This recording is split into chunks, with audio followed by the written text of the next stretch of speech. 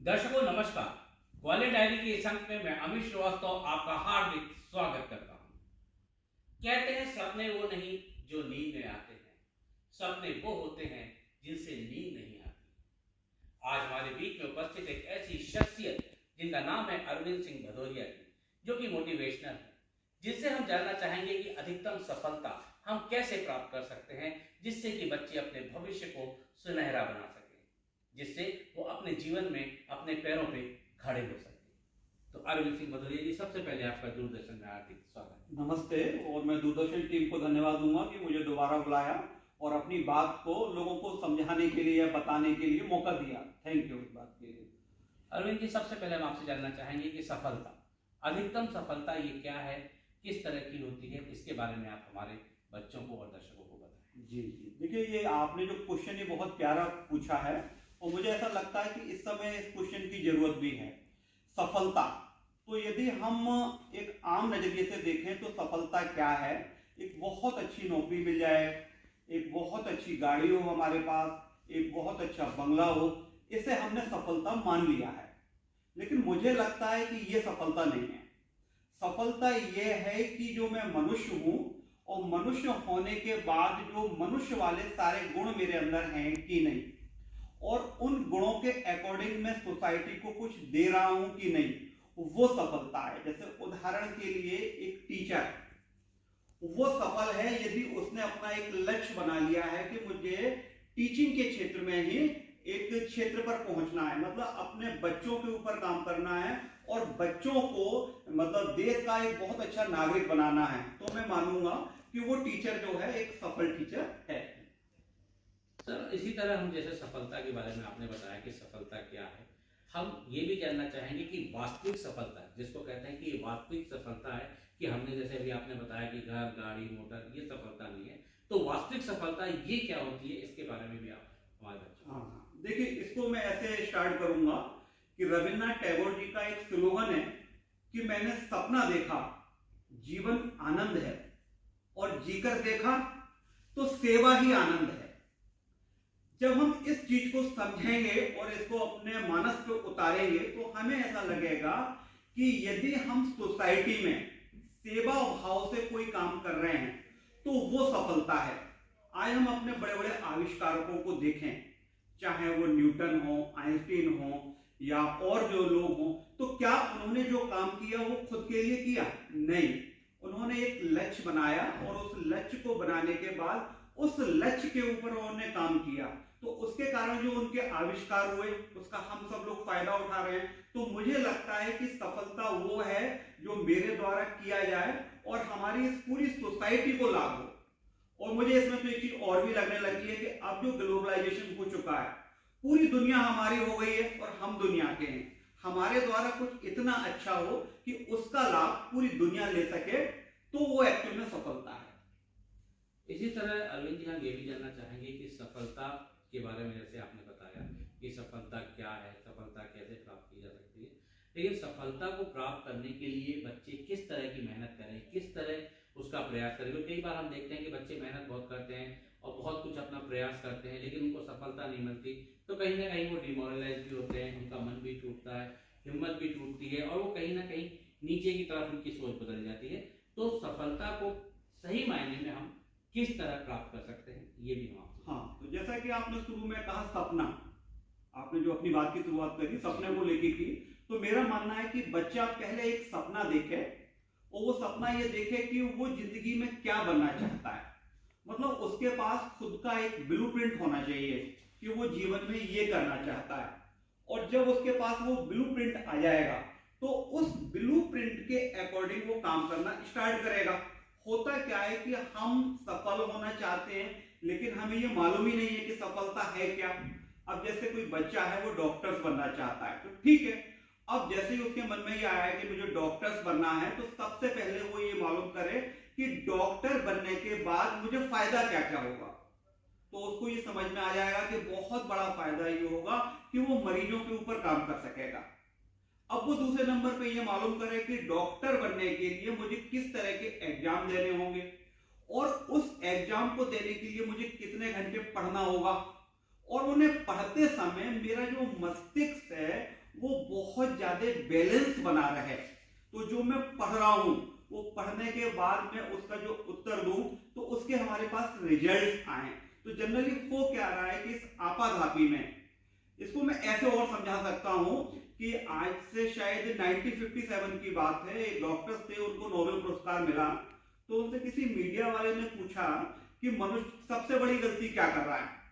तो वो थोड़ी देर रुके और रुकने के बाद बोले कि मनुष्य शायद सबसे बड़ी गलती ये कर रहा है कि वो अनुरूपता का पालन कर रहा है। वो मैं भी ऐसे ही कर रहा हूं, मतलब हम एक भेड़ चाल में चल रहे हैं।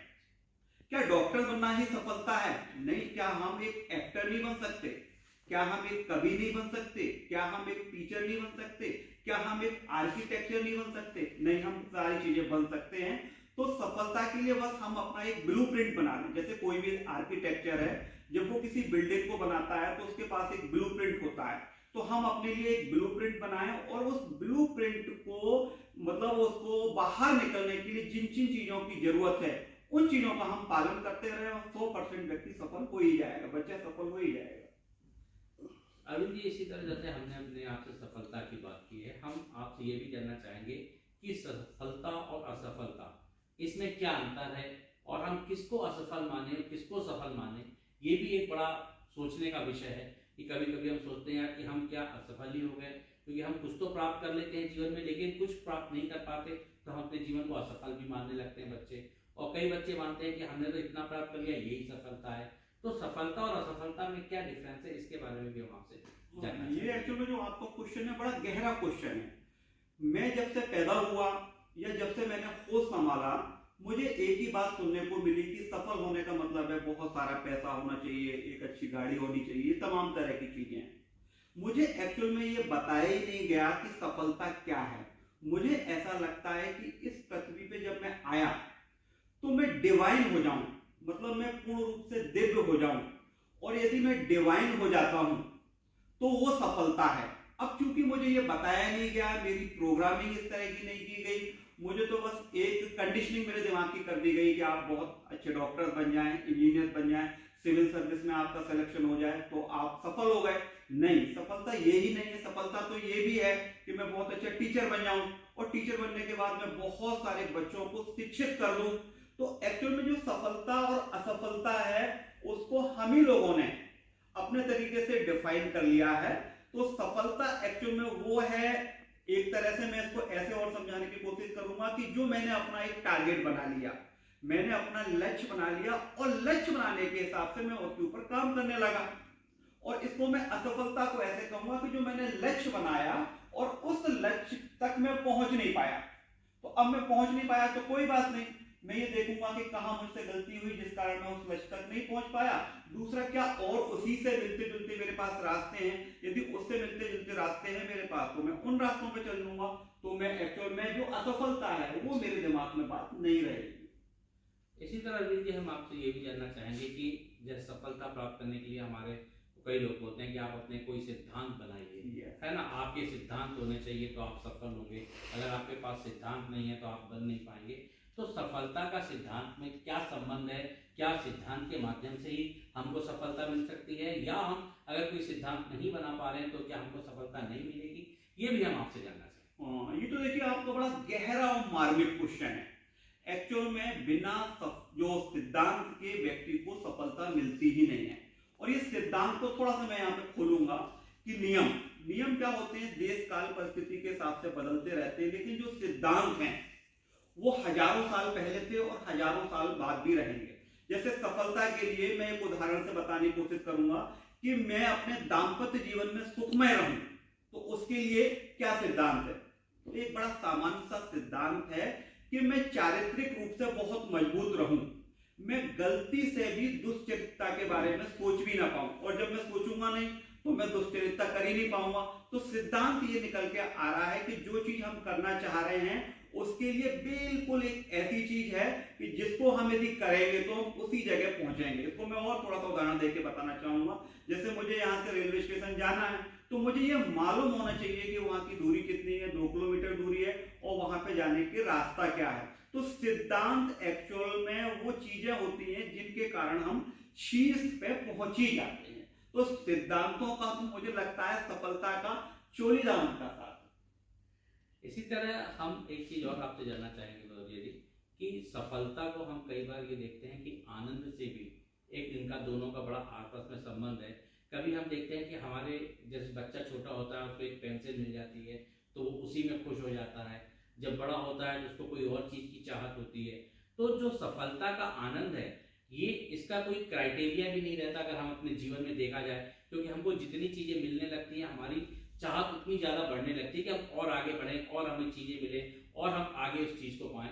तो सफलता का आनंद से मतलब हम आनंद की किस सीमा तक अपनी सफलता को मान सकते हैं या इन दोनों के बीच में कितना गहरा संबंध है, इसके बारे में भी हम जानना चाहेंगे कि सफलता का आनंद के साथ क्या कॉम्बिनेशन। हाँ, देखिए सफलता का आनंद के साथ बहुत गहरा संबंध है।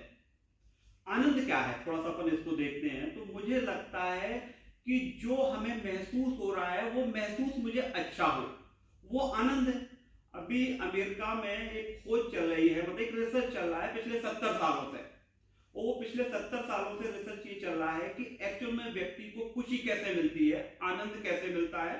तो उस रिसर्च में जो रिसर्चर हैं, बहुत सारे रिसर्चर मर गए क्योंकि एक लंबा पीरियड हो गया, लेकिन जिनके ऊपर रिसर्च चल रहा है वो रिसर्च कंटिन्यू चल रहा है। तो उसमें ये निकल के आया कि जो परिवार में जहां रिश्ते बहुत अच्छे हैं, तो वो जो रिश्ते जहां पर बहुत अच्छे हैं वो सारे के सारे व्यक्ति आनंद में हैं।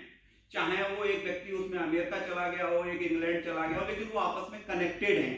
तो कहने का मतलब ये है कि जो इसमें आपको ये देखना ही पड़ेगा कि जो बात आप कह रहे हैं और जो आप कर रहे हैं उसमें आपस में बड़ा गहरा कनेक्शन है, और कनेक्शन के अकॉर्डिंग यदि आप कर रहे हैं तो 100% आप सफल हो ही जाएंगे और आनंद महसूस करेंगे ही। एक्चुअल में आनंद जो है फीलिंग के अलावा कुछ है ही नहीं, और फीलिंग आपके अंदर तब आएगी जब आपके सामने जो चीजें हैं वो वास्तविक रूप से घटित होंगी। समाज में हम एक दूसरे से जुड़े रहें या एक दूसरे से मिलते रहें और उससे हमको सफलता और आनंद का एक अनुभव होता है। तो आज के समय में हम देख रहे हैं कि आज जो आधुनिक युग का समय है इसमें आदमी लैपटॉप, मोबाइल, गाड़ी मतलब इसमें व्यस्त हो गया है। अब कहीं ना कहीं वो समाज से भी दूरी होने लगी है, लोगों से मिलान भी कम हो गया है। एक आपस में बैठ के जो पहले शाम के समय चुटकी लेकर चाय पीते थे लोग, आज वो सब चीज़ें कम होती जा रही हैं। अब आदमी एक दूसरे के पास सिर्फ फॉर्मेलिटी से जाता है, मिलता है और आ जाता है। तो क्या इस वजह से भी सफलता का ग्राफ नीचे आया? हाँ बिल्कुल कह सकते हैं। देखिए ऐसा है कि जब हमने बचपन में देखा कि हमारे गाँव में चौपालें लगती थी, तो हम चौपाल में गए और हमारी कोई समस्या है तो हमने चौपाल पे जाके बता दी, तो वहाँ पे तमाम जो अनुभवी लोग हैं वो उस बात को उसका हल बता दे देते। लेकिन आज हमने अपने आप को सिकोड़ लिया, उस सिकोड़ने का जो हम रिजल्ट देख रहे हैं वो तमाम तरह का अवसाद हो रहा है, लोगों को डिप्रेशन हो रहा है, और वो चूंकि एकांकी हो गए उसके कारण ये सारी चीज़ें हो गई हैं। तो यदि हम इसको मतलब अपने आप को लोगों से जोड़ लेंगे, अच्छा अब सवाल उठता है लोगों से कब जोड़ें अपने आप को, तो उसके लिए जो मुझे समझ में आ रहा है, देखिए ये जो युग है ये इंफॉर्मेशन युग है। यदि मुझे एक ये सूचना मिल जाए कि यदि मैं 4 लोगों से जुड़ जाऊंगा तो मेरी फीलिंग में अंतर आ जाएगा, मेरे हार्मोन्स में अंतर आ जाएगा। मुझे अच्छी तरह शायद ध्यान आ रहा है, अभी 4-5 दिन पहले ही दैनिक भास्कर में एक खबर थी कि जिनके दोस्त ज़्यादा होते हैं वो सुखमय होते हैं। तो अब चूंकि ये इंफॉर्मेशन मुझे मिली, क्योंकि मस्तिष्क जो है वो इंफॉर्मेशन पे काम करता है, तो जैसे मुझे ये इंफॉर्मेशन मिली और मुझे लगा कि ये इंफॉर्मेशन सही है, तो मैं उस इंफॉर्मेशन के अकॉर्डिंग काम करने लगूंगा, और जब मैं उस अकॉर्डिंग काम करने लगूंगा तो जो चाह रहा हूँ वो मेरे साथ घटित हो जाएगा। इसी तरह अभी जी हम आजकल के युग के जैसे बच्चों की बात करते हैं कि अब आजकल के आधुनिक युग काफ़ी लैपटॉप, कंप्यूटर का ज़माना आ गया है। बच्चों की पहले से पढ़ाई भी बहुत हाईटेक हो गई है। पहले हम स्लेट पेंसिल से काम चला लेते थे, लेकिन आज के बच्चे काफ़ी मेहनत करते हैं। लेकिन हम उन बच्चों के लिए भी जानना चाहेंगे जो एक दूसरे से इंस्पिरेशन लेते हैं, पढ़ने का प्रयास करते हैं, लेकिन वो जब वो पढ़ने बैठते हैं तो उनकी एक सीमा होती है, एक लेंथ होती है, उनकी बॉडी एक स्टेमिना तक वर्क कर पाती है, लेकिन उसके बाद वो नहीं कर पाते, और जिसकी वजह से उनको ये लगने लगता है कि डिप्रेशन आने लगता है कि मैं इतने घंटे, क्योंकि हम अधिकतर देखते हैं सफलता पाने वाले बताते हैं कि हमने 10 घंटे पढ़ाई करी, हमने 12 घंटे पढ़ाई करी, या हम इतनी देर हमने समाज से या सोशल मीडिया से दूर रहे। तो वो बच्चे भी उसका प्रयास करते हैं लेकिन वो नहीं हो पाता है और वो कहीं ना कहीं निराश होने लगते हैं। तो उनको आप क्या कहना चाहेंगे, उनको किस तरह सफलता का के लिए वो मोटिवेट करना चाहेंगे, जो किस तरह सफलता प्राप्त करके अपने लक्ष्य को प्राप्त कर सकते हैं? जी जी, देखिए इसका जवाब मैं ऐसे देना प्रारंभ करूँगा कि 10,000 जो बच्चे पैदा होते हैं उसमें 9,999 बच्चे एक ही मानसिक स्थिति के होते हैं। तो जब 9,999 बच्चे एक ही मानसिक स्थिति के हैं तो वो असफल क्यों होंगे? वो तो असफल होंगे ही नहीं। एक्चुअल में हमको ये समझना है कि यदि हम असफल हो गए तो उसके लिए मेरा मस्तिष्क कमजोर नहीं है, मेरा शरीर उसके लिए जिम्मेदार नहीं है। वही मैंने रेगुलर प्रैक्टिस नहीं की, या जो सफल हुए हैं उन्होंने जितना पढ़ा है या जिस तरीके से उन्होंने पढ़ा है उस तरीके से यदि मैं खुद भी करूँगा तो मैं भी सफल हो जाऊंगा। जैसे एक बच्चा है, वो उसका मेडिकल में सिलेक्शन हो गया और एक बच्चे का सिलेक्शन नहीं हुआ तो उसे निराश नहीं होना, बस वो बारीकी से इस बात का मूल्यांकन करे कि मेरी पढ़ाई में कहाँ अंतर आ गया, तो उसके अकॉर्डिंग वो अपना काम कर दे, उसको और पढ़ने लगे तो वो सफल हो ही जाएगा। तो एक्चुअल में ये तो हमें दिमाग में बिठाना है कि पैदाइशी रूप से कोई व्यक्ति, किसी भी बच्चे का IQ कम या ज्यादा नहीं होता, कोई भी बच्चा पैदाइशी रूप से जीनियस नहीं होता। ये सारी चीजें जो हैं हमको हमारी प्रैक्टिस से मिलती हैं। एक्चुअल में क्या था कि बहुत पहले एक परंपरा सी बन गई थी कि जैसे यूरोप है, यूरोप में ही खोजें होती थी। अब सब हम जो काले लोग हैं या पीले लोग हैं वो खोजें नहीं कर पाते, तो हमारे दिमाग में एक बात आ गई कि हम लोग तो एक बड़े आविष्कारक नहीं बन सकते। लेकिन जब इस बात का शोध हुआ, रिसर्च हुआ, तो यूरोप में खोजें इसलिए हुई कि खोज करने के लिए जिन सुविधाओं की जरूरत थी वो सुविधाएं उन लोगों को मिल जाती है और हम लोगों को बेसिक सुविधाएं नहीं मिलती, तो उनके कारण हम उस चीज में असफल हो गए। तो इस बात को मैं ऐसे कहूँगा कि जन्म से तो या कुदरत ने किसी भी बच्चे के साथ किसी भी तरह का कोई भेदभाव नहीं किया है। यदि एक बच्चा सफल हो गया तो दूसरा बच्चा 100% सफल हो। इसी तरह हम आपसे एक बात ये भी जानना चाहेंगे, क्या स्वस्थ रहना सफलता की एक कुंजी है? क्या स्वस्थ रहने से ही हम सफल हो सकते हैं? हाँ, देखिए इसको मैं ऐसे समझाऊंगा कि यदि मैं सफल नहीं हूँ, ये तो बिल्कुल अभी हाल का रिसर्च है कि मेरी जो 5 इंद्रियां हैं, मैं ये जो देख रहा हूँ, सुन रहा हूँ, सूंघ रहा हूँ, छू रहा हूँ, यदि मैं पूर्ण रूप से स्वस्थ होऊंगा तो ये सारी की सारी जो इंद्रियां हैं मेरी एक्टिव होंगी। अब एक्टिव होंगी तो अल्टीमेटली मुझे दिखाई ज्यादा देगा जितनी जरूरत है मुझे। तो यदि मैं सफल हूँ तो मेरे अंदर खुशी आएगी, और जब खुशी मेरे अंदर आएगी तो मैं हार्मोनल बैलेंस हो जाऊंगा। और जो व्यक्ति हार्मोनल बैलेंस है उसकी जो 5 इंद्रियां हैं वो अपने आप में पूरा काम कर रही हैं। मेरे पास तो ऐसे तमाम उदाहरण हैं कि लोग रिटायर होने के बाद हमारे पास आए और मेरे कहा साहब हम चश्मा उतारना चाहते हैं, तो हमने मुस्कुरा के कहा कि उतर जाएगा चश्मा आपका, लेकिन सबसे पहले तो आपको खुश होना होगा, और खुश होने के लिए आपको योगा मेडिटेशन को समझना होगा। और जब उन्होंने योगा मेडिटेशन किया तो वो उनका चश्मा उतर गया। तो सफलता का और स्वास्थ्य का तो बहुत गहरा था। इसी तरह हम आपसे सफलता का डिप्रेशन के साथ, क्योंकि हम एक तो सफलता को नहीं होती है तो हम कहीं ना कहीं डिप्रेशन में जाते हैं, और अगर हम डिप्रेशन में नहीं जाते हैं तो सफलता मिलती है। तो इन दोनों का भी आपस में क्या संबंध है और इसको हम किस तरह डिप्रेशन से सफलता की तरफ जा सकते हैं, इसके बारे में भी आज के युग में हम बच्चों को देख रहे हैं कि अधिकतर वो डिप्रेशन में बहुत जल्दी चले जाते हैं। उनको थोड़ी मेहनत करते हैं, थोड़ा कुछ काम करते हैं, उनको कुछ चीज़ नहीं मिल पाती तो फिर डिप्रेशन हो जाता है कि अब हम ये शायद नहीं कर पाएंगे, या ये हमारे लायक नहीं है, या हम इसमें सफल नहीं हो पाएंगे। क्योंकि मदर फादर आज के समय में आज के बच्चों से काफ़ी उम्मीदें करते हैं, लेकिन बच्चे जब उसमें सफल नहीं हो पाते तो बच्चों को कहीं ना कहीं डिप्रेशन सा आता है जिससे वो सफल नहीं हो पाते। तो इसके बारे में भी इन माताओं पिताओं को और दर्शकों को आप जरूर इसके बारे में थोड़ा समझाएं कि वो किस तरह बच्चों को मोटिवेट करते हैं। देखिए ये जो क्वेश्चन है इसको मैं साइकोलॉजी की तरह से जवाब दूंगा, साइकोलॉजी की लैंग्वेज में जवाब दूंगा कि प्रत्येक बच्चा अपने आप में यूनिक है। जैसे मैं अपने बारे में बात करूँ, मेरा जेनेटिक कोड अलग है, मेरी हाथ की रेखाएं अलग हैं, मेरी आवाज़ अलग है। तो जब सारे बच्चे अपने आप में यूनिक हैं, अब हम उससे उम्मीद कर रहे हैं कि वो हमारे हिसाब से एक से ही काम करें, तो कैसे हो सकता है? हो सकता है कि एक बच्चा जो है वो जेनेटिकली संगीत के क्षेत्र में बहुत मजबूत हो, बहुत अच्छा हो। तो एक्चुअल में हमने किसको अच्छा मान लिया? हमने मान लिया कि बहुत अच्छी नौकरी मिल जाए, मल्टीनेशनल कंपनी में आ जाए, बच्चा सिविल सर्विस में सिलेक्शन हो जाए, तो हम उसको अच्छा मानने लगे।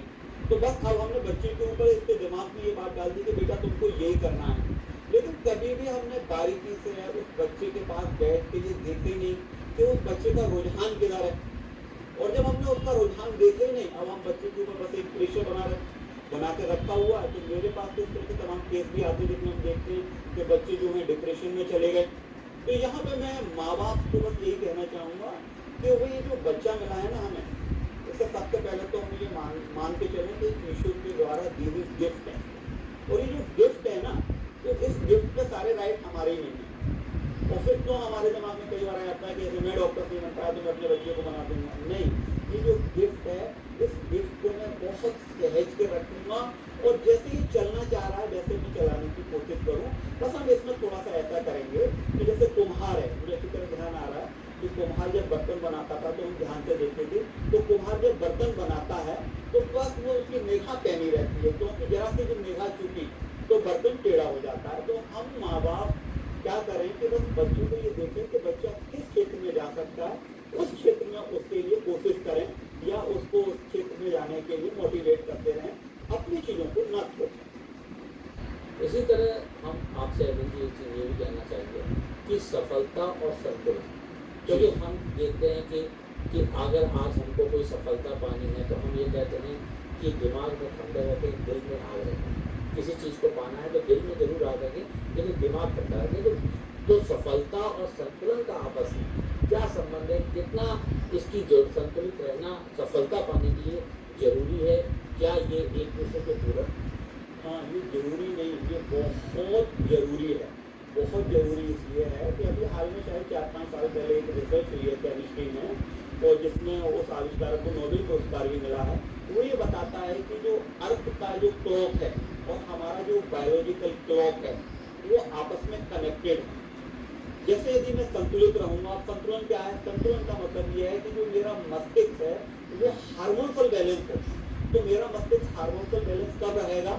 जब मैं ये जानूं कि मुझे कितने बजे सोना है और कितने बजे उठना है। तो उस रिसर्च में ये बताया है कि रात को 10 और 11 के बीच में मस्तिष्क से कुछ इस तरह के हार्मोन निकलते हैं जो नींद के लिए ही सहायक होते हैं। तो यदि बच्चे को ये जानकारी मिल गई और वो 10 और 11 के बीच में सो गया, तो जब वो सो के उठेगा तो वो 100% एनर्जेटिक होगा। और जब बच्चा एनर्जेटिक है तो वो जो काम कर रहा है उसको वो करने लगेगा। देखिए, इसको मैं और भी बोलूँ जिस तरह बोल सकता हूँ कि आज हम अमेरिका की बात क्यों करते हैं और अमेरिका को सफलता का सिंबल क्यों मानते हैं, क्योंकि वहाँ पे ये कहा जा रहा है कि यदि आपको दुनिया को समझना है, सफलता को समझना है, तो आप समझें कि वाइब्रेशन क्या है, फ्रिक्वेंसी क्या है, एनर्जी क्या है। यदि मैं एक खास तरह की फ्रिक्वेंसी पे हूँ तो मैं 100% बैलेंस ही होऊंगा, और यदि मैं बैलेंस हूँ तो मैं जो कर रहा हूँ उसमें मेरा पूरा फोकस रहेगा। नहीं मैं 8 घंटे पढ़ूंगा, मैं 4 घंटे पढ़ूंगा और 4 घंटे पे मेरा जो पूरा का पूरा जो फोकस है वो उसी के ऊपर रहेगा। इसको भी मैं एक उदाहरण से बताने की कोशिश करूंगा कि जैसे मेरे पास एक मैग्नीफाइंग ग्लास है, अब मैं संतुलित होकर उसको इस तरह से रख लिया मैंने, तो मैं कागज को जला लूंगा। लेकिन मैं संतुलित नहीं हूँ, उसको ऐसे ऐसे करता रहता हूँ, तो मैं सुबह से लेकर शाम तक बैठा हूँ, तो कागज तो नहीं जलेगा। तो संतुलन का और सफलता का बड़ा गहरा संबंध है। आप हमारे दर्शकों को क्या संदेश देना चाहेंगे और बच्चों को किस तरह मोटिवेट करना चाहेंगे जिससे कि वो अधिक से अधिक सफलता पाए? हाँ, तो देखिए, मैं दर्शकों से तो यही कहना चाहूँगा कि ये जो आधुनिक युग है ना, ये ज्ञान का युग है। हमने बहुत पैसा कमा लिया, तमाम चीज़ें कर ली, ये तो जो है ज्ञान का युग है। तो सबसे पहले हम ज्ञान प्राप्त करें। तो हम जब ज्ञान अर्जित कर लेंगे और ज्ञान अर्जित करने के बाद में हमको ये समझ में आ जाएगा कि एक्चुअल में हम ये पूरी जिंदगी किस तरह से बैलेंस तरीके से जिए। तो जब मुझे समझ में आ जाएगा तो इस बात को मैं डिलीवर करूंगा अपने बच्चों में। तो मैं बस दर्शकों को ये संदेश देना चाहूँगा कि बहुत ज़्यादा ज्ञानी बन जाएं, और ज्ञानी बनने के लिए आप मेडिटेशन का उपयोग करें तो 100% आप ज्ञानी बन ही जाएंगे। अरविंद जी, आपने अपना अमूल्य समय निकाल कर हमारे स्टूडियो आए और हमारे दर्शकों को और बच्चों को इतनी अच्छी जानकारी मोटिवेशन की, इसके लिए आपका बहुत बहुत धन्यवाद। आपको भी नमन करूंगा और आपने मुझे मौका दिया उसके लिए बहुत सारा धन्यवाद दूंगा। तो दर्शकों, ये थे अरविंद सिंह भदौरिया जी, जो कि मोटिवेशनल हैं, जिन्होंने बताया कि हम अधिकतम सफलता कैसे प्राप्त कर सकते हैं, बच्चे किस तरह अपने दिमाग को संतुलित करके अपनी सफलता की तरफ आगे बढ़ सकते हैं, ज़्यादा सफलता के चक्कर में अपने आप को डिप्रेशन में ना लाएं और धीरे धीरे करके अपने जीवन में लक्ष्य को प्राप्त कर सकते हैं। इसके लिए आपका दिमाग ठंडा रखना बहुत आवश्यक है। हमें उम्मीद है कि हमारे दर्शकों को, हमारे बच्चों को इनके मोटिवेशन से काफ़ी कुछ सीखने को मिलेगा और वो अपने जीवन में सफलता के लिए अग्रसर होने का प्रयास करेंगे। इसी उम्मीद के साथ मैं अमित श्रीवास्तव आपसे विदा लेता हूँ। अगले कार्यक्रम में आपसे फिर मुलाकात होगी। तब तक के लिए नमस्कार।